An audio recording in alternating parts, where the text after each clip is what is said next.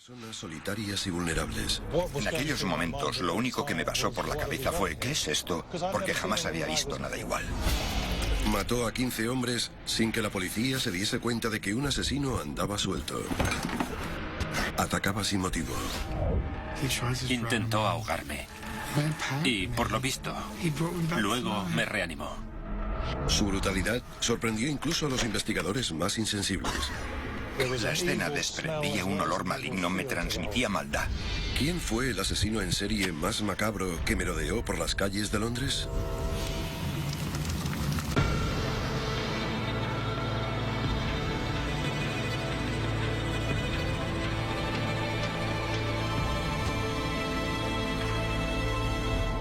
Asesinos en serie, Dennis Nielsen.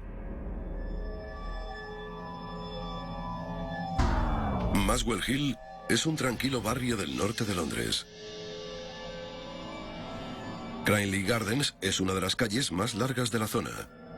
Y hacia la mitad de la calle está el número 23, una casa de estilo Tudor dividida en 6 pequeños apartamentos. Los residentes del número 23 tenían problemas con las cañerías, ya que estaban atascadas y desprendían un olor repugnante. Un fontanero se acercó al edificio para solucionar el problema.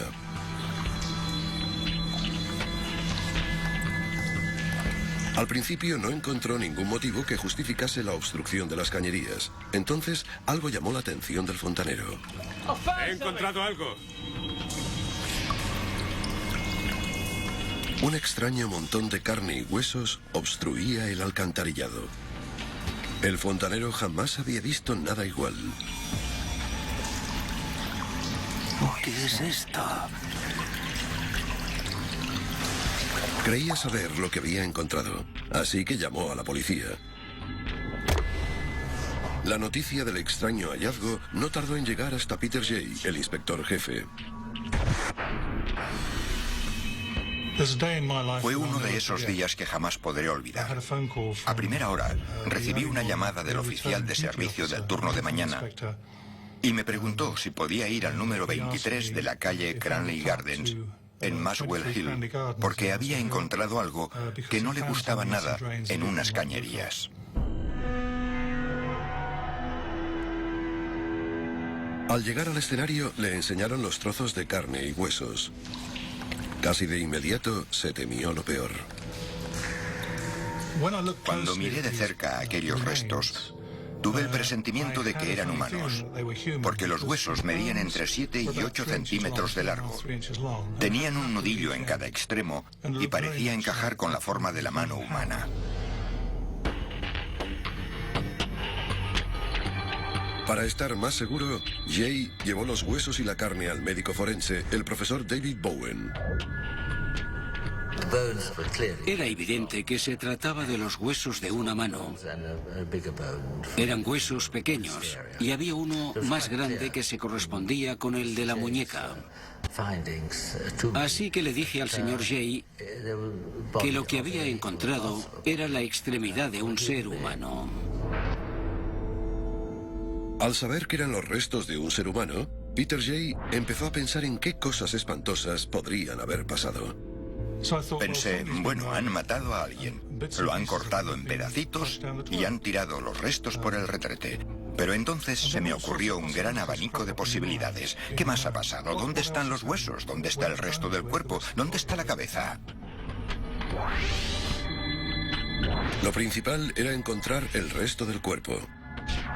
La policía examinó el sistema de cañerías del edificio y entonces encontró la primera pista. La obstrucción estaba justo en medio del sistema de cañerías de la casa, pero no había ningún inquilino en el piso de en medio, así que solo podía proceder del piso de arriba. El último piso estaba alquilado a Dennis Nielsen, un funcionario ejecutivo de 37 años que trabajaba en una oficina de empleo cercana. Así que me fui directo al número 23 de la calle Cranley Gardens y esperé en el vestíbulo junto con Steve McCasker, mi ayudante, a que el inquilino del último piso llegara a casa después de trabajar. Señor Nielsen. ¿Dennis Nielsen? Sí. Soy el inspector jefe Peter Jay y he venido a hablarle de sus cañerías. No sabía que la policía estuviese interesada en la fontanería. ¿Son inspectores de sanidad? No.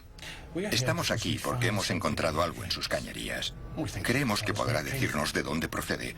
Así que, si nos deja entrar en su apartamento, se lo contaremos con más detalle. De acuerdo, acompáñenme. Nada podría haber preparado a Peter Jay para el terrible secreto que encontraría tras la puerta de Nielsen.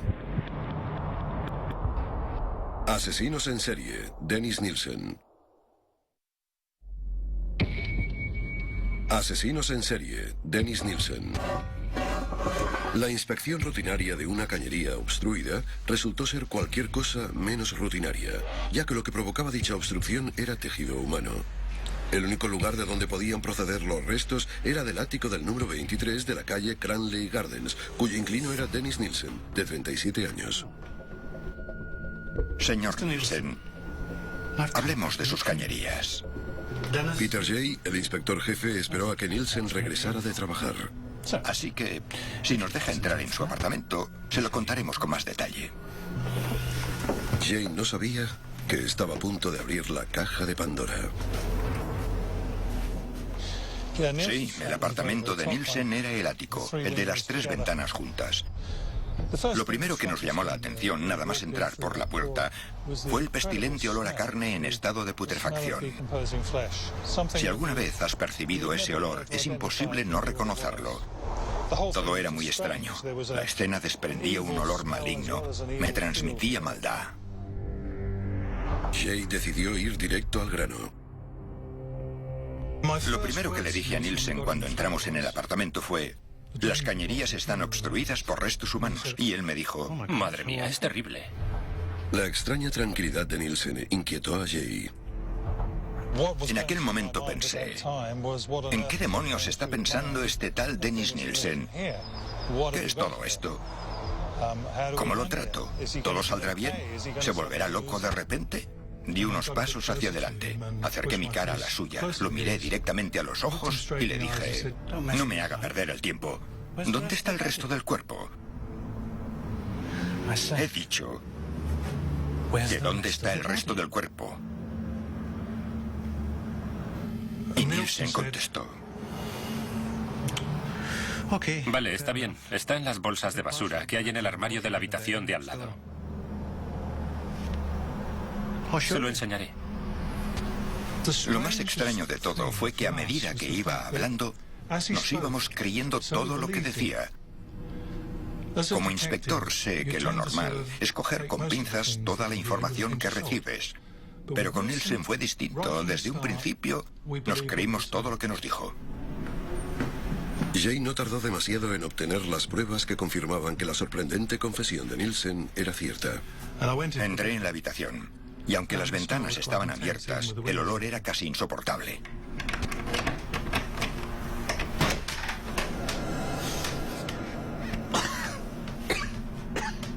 Inmediatamente notamos el olor familiar de la carne en estado de descomposición. Era terrible.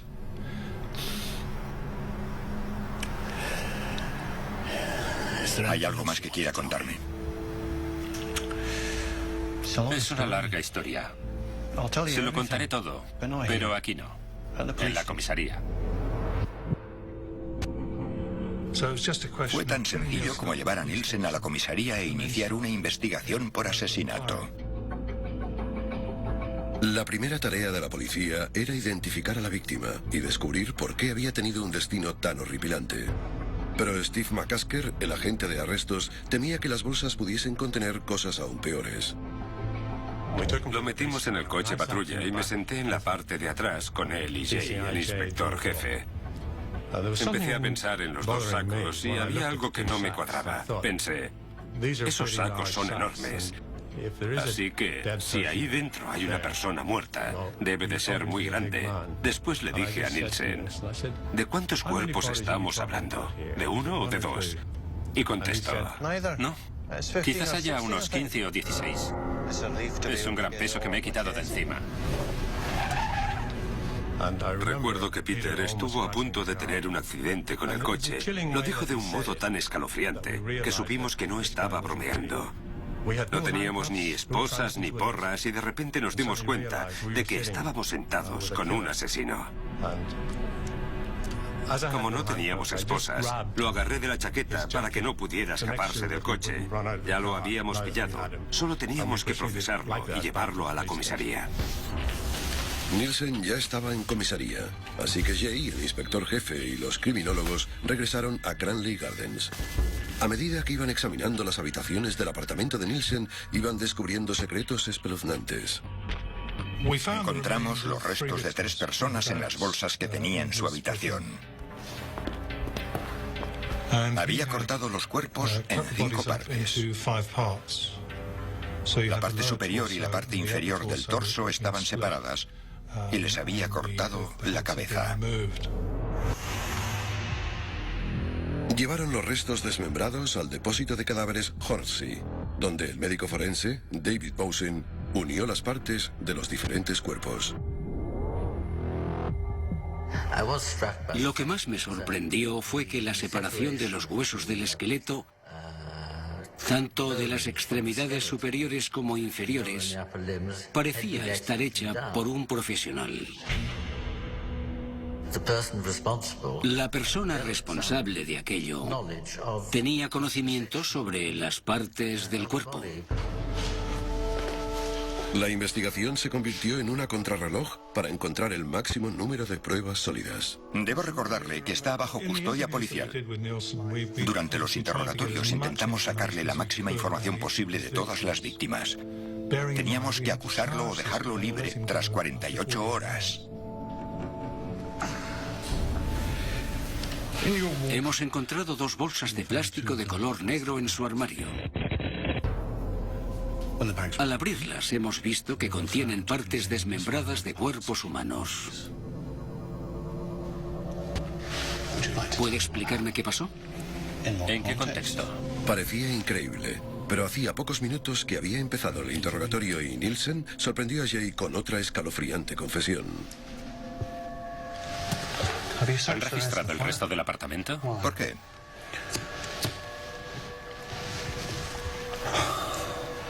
Hay más cuerpos en la caja de madera y debajo de un cajón del baño.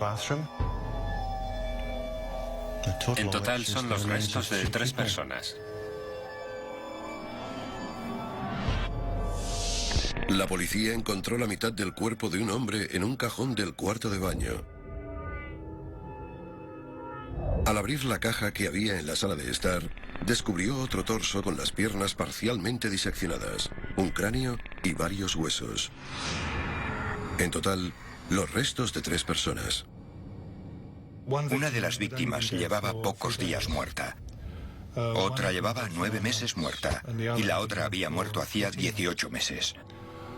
Por eso, hacía tanto tiempo que tenía problemas con la descomposición y los olores. Mientras trasladan los restos al laboratorio forense... Cuando los medios de comunicación se enteraron del brutal descubrimiento, la prensa fue directa al norte de Londres. Y no tendremos ningún resultado hasta finales de esta semana. Martin Hunter Craig, el antiguo novio de Nielsen, supo inmediatamente de quién hablaban en las noticias. Estaba en un hostal de Dean Street, Londres, cuando oí en las noticias que habían arrestado a un hombre por asesinato en Cranley Gardens, en la zona noroeste de Londres. Inmediatamente supe que tenía algo que ver con Des. Fui a verle 2 días antes y algo no iba bien. No me dejó entrar en el apartamento y mientras hablaba conmigo dejó la puerta medio abierta. Me dijo que había alguien en el apartamento, pero el olor que salía de allí dentro era insoportable y de un modo rotundo me dijo: no entres. Jamás lo había visto así. Cuando oí la noticia por la radio, simplemente lo supe.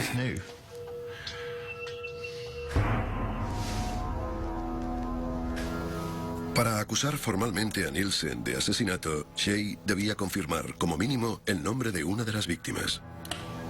¿Quiénes eran? He olvidado cómo se llamaba la primera víctima y jamás supe el nombre de la segunda. La tercera era Stephen Sinclair.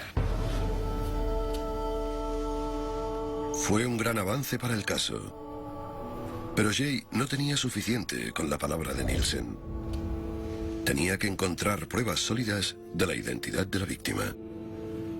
A esas alturas de la investigación, estábamos muy preocupados porque creíamos que si acusábamos a Nielsen del asesinato de John Smith y este se presentaba en el tribunal de Old Bailey el primer día del juicio, perderíamos toda la credibilidad. Así que debíamos estar completamente seguros de la información que teníamos. Para que Jay tuviese las pruebas que necesitaba, el equipo forense centró todos sus esfuerzos en el cuerpo de la última víctima de Nielsen. Extrajimos los miembros de las bolsas y con mucho cuidado colocamos todas las extremidades y los huesos en el suelo. Al final, unimos todas las partes sin ninguna dificultad. Al ver todos aquellos miembros unidos en el depósito de cadáveres y pensar que eran seres humanos que hacía poco tiempo que estaban caminando por la calle y que eran felices, me invadió una sensación espantosa. Bowen acabó de unir los cuerpos. Cogió una de las manos desmembradas y con mucho cuidado tomó las huellas dactilares. Jay las cotejó con los informes de la policía y consiguió la confirmación que necesitaba. La última víctima de Nielsen era Stephen Sinclair, de 22 años. Acusaron formalmente a Dennis Nielsen por asesinato. Entonces, Jay pudo empezar a investigar qué hizo la última víctima de Nielsen durante los días previos a su muerte. Hábleme de Stephen Sinclair. Fuimos a mi apartamento y nos pusimos a beber. Se quedó dormido. Así que me senté con los cascos puestos para escuchar música.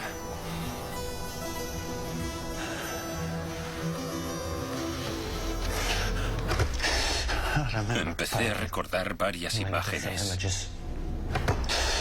Sabía que tenía que matarlo. La combinación entre el alcohol y la música me hizo llorar. ¿Cómo estás? ¿Stephen? Tranquilo. Sigue durmiendo.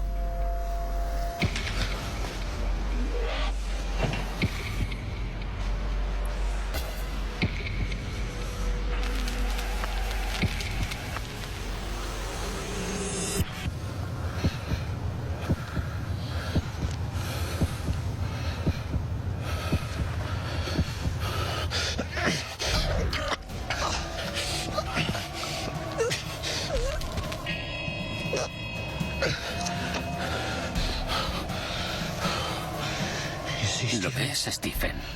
No ha dolido tanto. Ahora ya nadie podrá tocarte.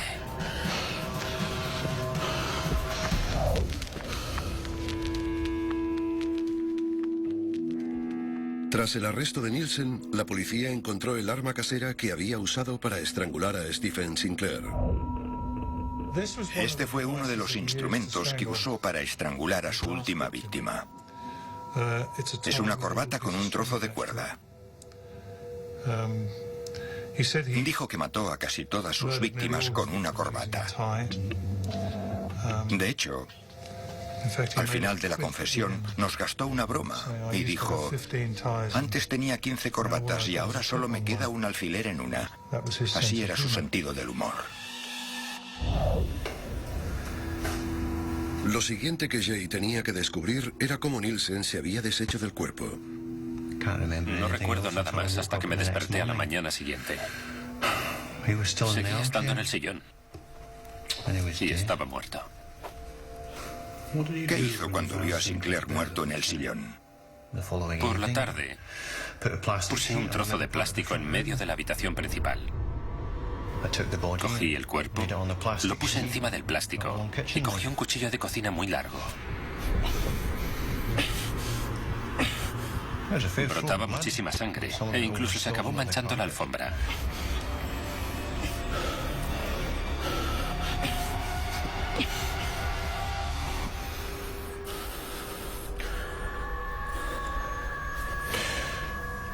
Le corté la cabeza, cogí una olla del cuarto de baño, la metí dentro y la llené de agua.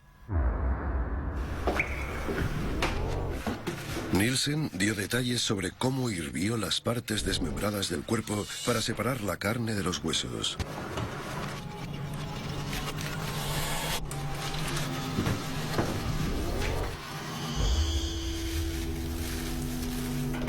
Más tarde, Nielsen confesó cómo había empezado a tirar los restos hervidos por el retrete de forma sistemática.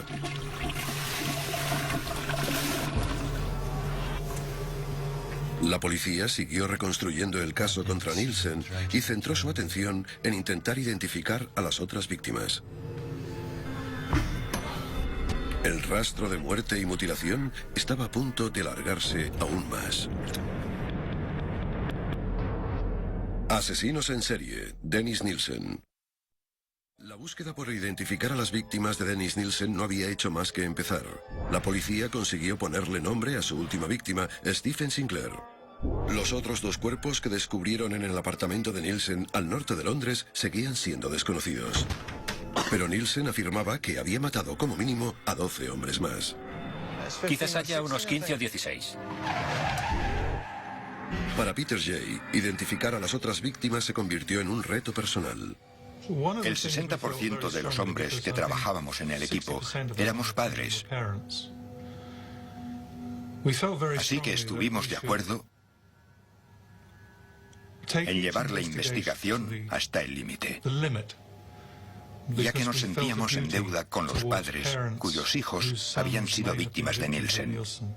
Así que trabajamos bajo mucha presión. Teníamos la pretensión de llegar lo más lejos posible para que al final del camino pudiéramos hablar con los padres y decirles: tu hijo era una de las víctimas o tu hijo no era una de las víctimas. Para descubrir qué les había pasado a los otros hombres que Nielsen había matado, la policía se centró en su antigua dirección, la avenida Melrose. Hemos registrado el apartamento de Cranley Garden, pero creo que le ha dicho a mis agentes que antes vivía en Willesden Green. Sí. Vivía en la planta baja y era el único que tenía acceso al jardín. ¿Y qué encontraremos allí? A menos que los contratistas lo hayan limpiado todo, debería haber pruebas de los restos de 12 o 13 personas más.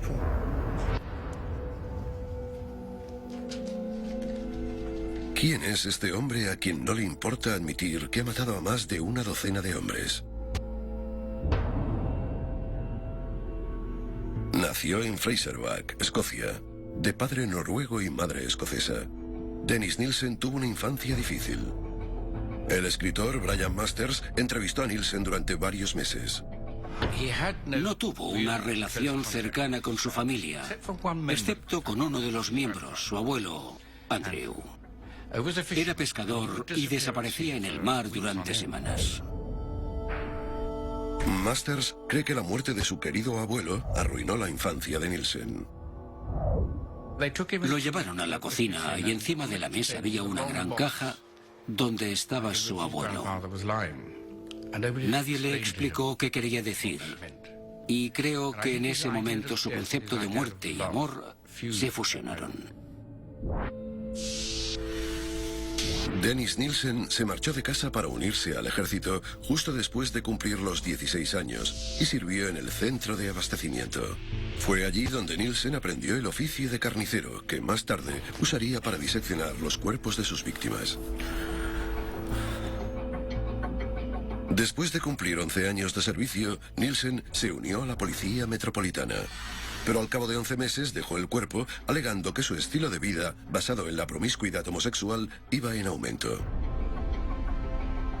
Su antiguo novio, Martin Hunter Craig, recuerda la época que pasó al lado de Nielsen con una mezcla de sentimientos. Era muy fácil llevarse bien con Des cuando no estaba borracho. Era una persona muy sensible y simpática. Era como un hermano mayor. Pero cuando bebía se transformaba en una persona... No sé cómo definirlo. Un poco detestable. Se volvía completamente grosero y eso no me gustaba.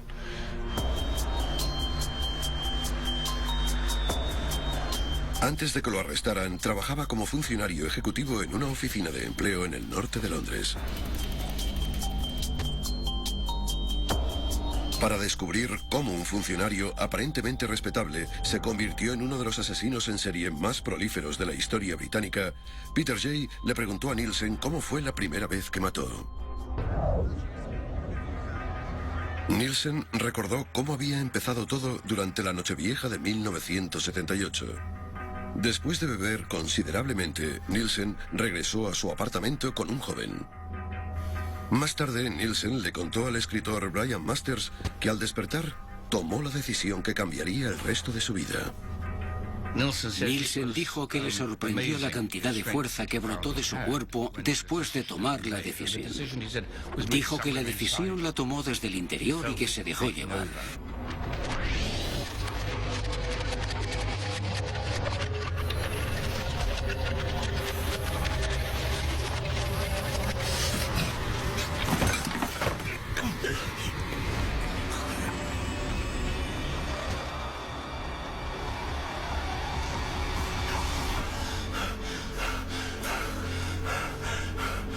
Aunque Nielsen recordó cómo había matado a su primera víctima anónima, Jay se sintió frustrado porque Nielsen no supo decirle por qué lo hizo.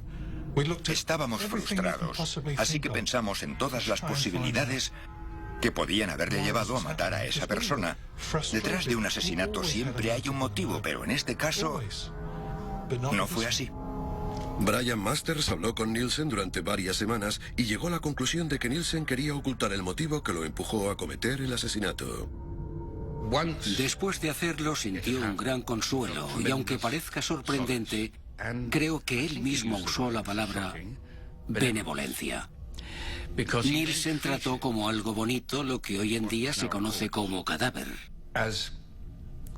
Cuidó de él.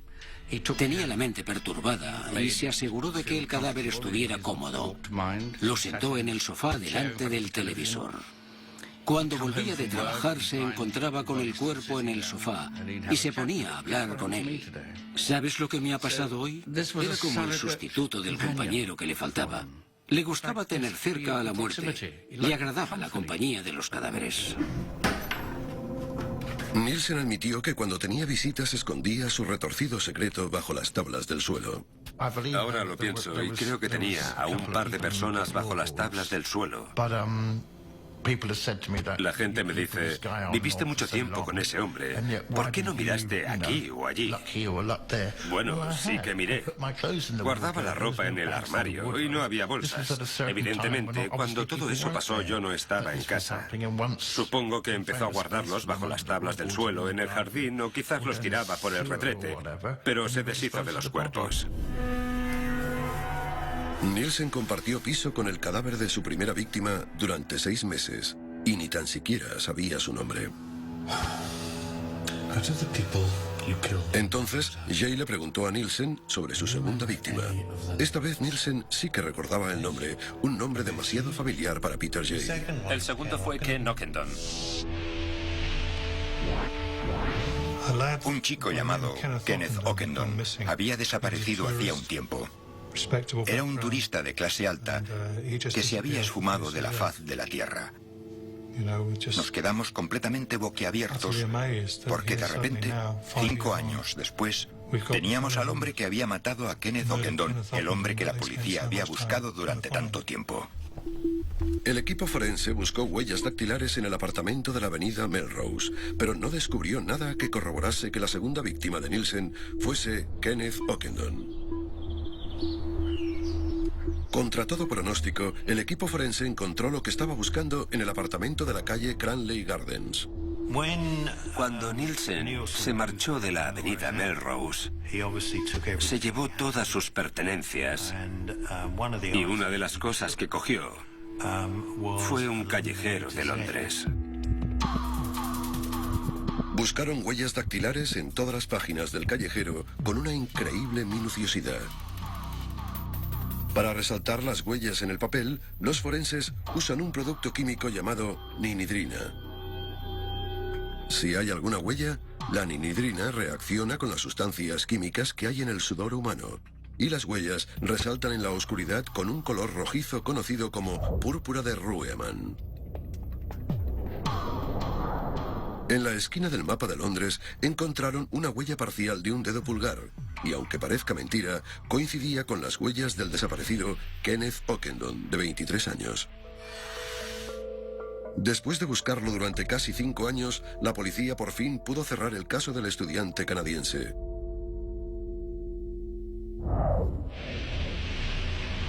Jay solo tenía identificadas a 2 de las 15 víctimas, así que presionó a Nielsen para que intentara recordar todo lo posible sobre los otros asesinatos. ¿Puede pensar en algo que nos ayude a identificar a este hombre? Era irlandés. ¿Qué me dice de la víctima número 9? Creo que tenía acento escocés. ¿Y la víctima número 10? Creo que lo conocí en el West End. Tras 30 horas de intenso interrogatorio, confirmó 3 nombres más. Martin Duffy, un chico sin techo de 16 años de Birkenhead. Billy Sutherland, un prostituto de 26 años de Leith, Escocia. Y Malcolm Barlow, de 23 años, que fue el último hombre que Nielsen mató en la avenida Melrose. Pero ¿cómo lo hizo para matar a tanta gente sin que nadie se diera cuenta? Todas las personas que mató no tenían ninguna relación con la gente de Londres. Eran de las afueras de Londres y vinieron aquí en busca de fortuna. Algunos tenían una vida muy dura. Eran personas que, aunque desaparecieran, nadie las echaría en falta. Después de investigar todos los asesinatos, Jay llegó a una conclusión horripilante.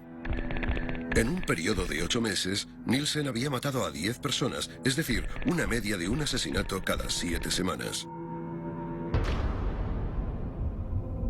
El equipo forense inició un registro intensivo en el apartamento de la avenida Melrose.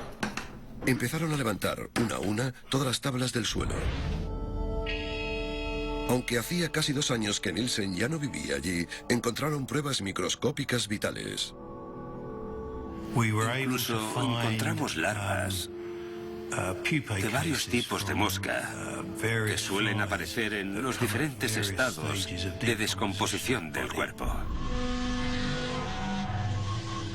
Peter Jay tenía que descubrir cómo Nielsen sacaba los cuerpos de debajo de las tablas del suelo y se deshacía de ellos sin que los vecinos se percataran. Levantaba las tablas del suelo, cogía los paquetes y los envolvía con trozos de alfombra.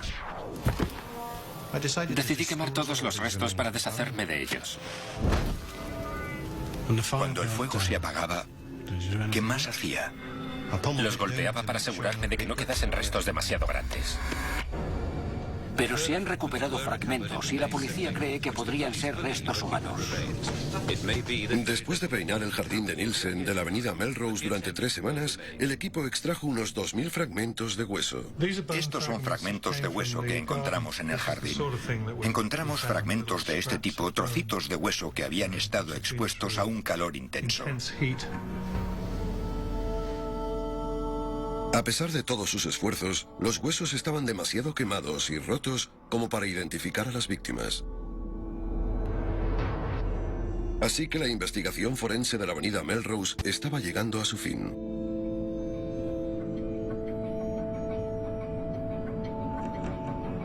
Pero entonces, la policía encontró algo muy interesante. Durante el transcurso de otra investigación, la policía identificó un hombre que había sobrevivido al ataque de Nielsen. Era Carl Stotter, de 21 años. Lo entrevistaron en 1983 y Stotter recordó la noche en que Nielsen intentó matarlo. Me dormí. Y cuando me desperté, estaba intentando estrangularme.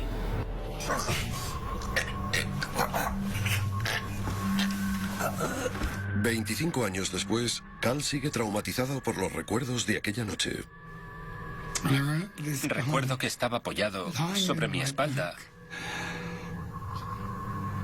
y que intentaba asfixiarme. Parecía que la cabeza me iba a estallar. Que te estrangulen no es agradable. Pero Nielsen no había terminado con Carl. Me levantó de la cama y me llevó al cuarto de baño.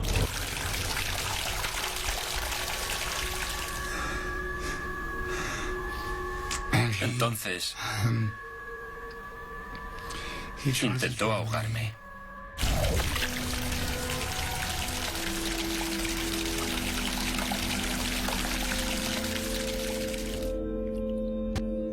Aunque parezca increíble, Cal sobrevivió a esa terrible experiencia. Estuvo inconsciente en el piso de Nielsen durante 3 días hasta que volvió en sí. Por alguna extraña razón, Nielsen no lo mató, sino que hizo todo lo posible para reanimarlo. Fue una reacción extraña que sigue desconcertando a Cal. Sabía que estaba vivo porque me reanimó. La gran pregunta que me planteo es la siguiente: ¿era mi asesino o mi salvador? Esa es mi batalla interior. ¿Me mató o me salvó? Gracias al testimonio de Cal, la policía obtuvo un punto de vista interno de la perturbada mente de Dennis Nielsen y un testigo clave para el día del juicio. Asesinos en serie, Dennis Nielsen. Dennis Nielsen estuvo matando durante 5 años y pasó completamente desapercibido para la policía. Después de que lo arrestaran, Nielsen confesó que había estrangulado, que había desmembrado y que se había deshecho de 15 hombres. Tras 6 meses, la investigación policial solo tenía el nombre de 5 de las 15 víctimas. La investigación sobre los asesinatos de la avenida Melrose estaba estancada, así que se centraron en los cuerpos anónimos que encontraron en Cranley Gardens. Nielsen no lo tenía claro, pero creía que uno de los hombres que había matado se llamaba John y que había sido soldado de la Guardia Real. Dijo que era de High Wycombe. Se sentó y se puso a beber. Para poder llegar al final del caso, enviamos un equipo para que revisara el registro de guardias y buscara a un tal John de High Wycombe. Pero seguimos la pista a todos los Johns que encontramos y todos estaban vivos. Tardamos 3 o 4 meses en darnos cuenta de que jamás fue soldado de la Guardia Real. En ese momento la investigación se desvió hacia la zona West End de Londres, donde Nielsen captó a muchas de sus víctimas. Después de revisar los informes policiales, consiguieron una lista de 40 hombres llamados John y que eran de High Wycombe. Así que fue el equipo forense quien tuvo que reducir esa lista hasta quedarse con un solo nombre. Se analizaron los trozos de músculo que estaban unidos a los huesos desmembrados y a partir de ahí se obtuvo el grupo sanguíneo de la víctima. Al comparar esa información con los informes de la policía, pudieron confirmar que el nombre de la 13ª víctima de Nielsen era John Howlett. Para Cal Stotter, la noticia fue como una bomba. Mi madre trabajaba con su padre. Y mientras Nielsen estaba intentando matarme, él estaba muerto dentro del armario. John estaba hecho pedacitos. No merecía morir así. Bueno, nadie lo merecía. ¿Cómo vas a imaginarte que alguien quiere cortarte en trocitos?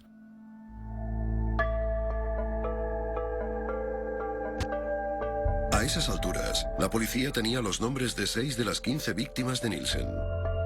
Con una confesión completa y pruebas forenses sólidas, ya tenían todo lo necesario para ir a juicio. Pero Jay seguía teniendo una pregunta sin respuesta. Dennis quería matar a toda esa gente. En aquel momento me parecía lo más adecuado. Quiere decir que necesitaba matarlos. En algunos casos, justo en el momento cumbre, sentía que el único motivo de mi existencia era matar a esa persona. Por eso tenía que hacerlo.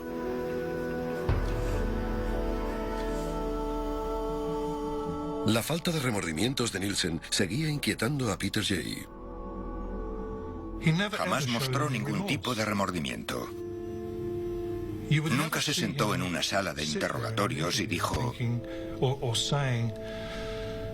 siento mucho todo lo que he hecho. No sentía nada. Era tan frío como una piedra. El juicio de Dennis Nilsen empezó el 24 de octubre de 1983. Justo unos días antes de que la causa se sobreseyera, la policía logró ponerle nombre a la tercera y última víctima de Cranley Gardens. Graham Allen, de 28 años. Pero el juez dijo que las pruebas habían llegado demasiado tarde como para usarlas contra Nilsen. Después de que salieran los nombres de Kenneth Ockendon, Malcolm Barlow, Martin Duffy, John Howlett, Billy Sutherland y Stephen Sinclair, el juez le preguntó a Nilsen cómo se declaraba del cargo por asesinato. Aún hoy en día, Peter Jay sigue sin creer lo que Nilsen contestó. Aunque tenía asistencia jurídica, hizo lo que quiso y decidió declararse no culpable por asesinato, alegando responsabilidad disminuida. Reconoció todas las muertes, pero no admitió haberlos matado con premeditación y alevosía. Nilsen esperaba salir con el menor cargo posible por homicidio. El juicio duró unas 2 semanas. Para Cal Stotter, volver a recordar el momento en el que se enfrentó a su agresor durante el juicio es una experiencia terrible. Fue una pesadilla. No sabía qué iba a pasar. Recuerdo que pensé, pero si ni siquiera conozco a ese hombre, ¿por qué un extraño quiso matarme? No lo entiendo. Y jamás llegaré a entenderlo. El viernes 4 de noviembre el jurado dio su veredicto. Declararon a Dennis Nilsen culpable por el asesinato de los 6 hombres. El juez le impuso una sentencia de por vida que no podía ser inferior a los 25 años. Nilsen no reaccionó ante la sentencia, cosa que desconcertó a todo el mundo. Lo declararon culpable y lo condenaron a 25 años de cárcel, pero él ni pestañeó. Fue muy extraño. Pero Nilsen aún tenía que hacerle una sorprendente confesión a Peter Jay. Nilsen dijo: si no me hubieras cogido no serían 15 asesinatos. Seguramente ya habrían 150 muertos. No podía parar, nada podía ayudarme. Decía que cuando se despertaba por las mañanas y encontraba otro cuerpo en su casa pensaba: no, he vuelto a hacerlo. 3 décadas después del primer asesinato de Nilsen, la investigación volvió a dar un giro inesperado. Durante el desarrollo de la investigación, la policía no pudo confirmar la identidad de la primera víctima de Nilsen. Pero hace poco, y gracias a un equipo que se dedica a resolver casos antiguos, encontraron el nombre que los investigadores habían buscado durante tanto tiempo. La primera víctima de Nilsen se llamaba Stephen Dean Holmes y solo tenía 14 años. En 2006, tras una revisión judicial, informaron a Dennis Nilsen de que jamás optaría a la libertad condicional y que pasaría el resto de su vida entre rejas.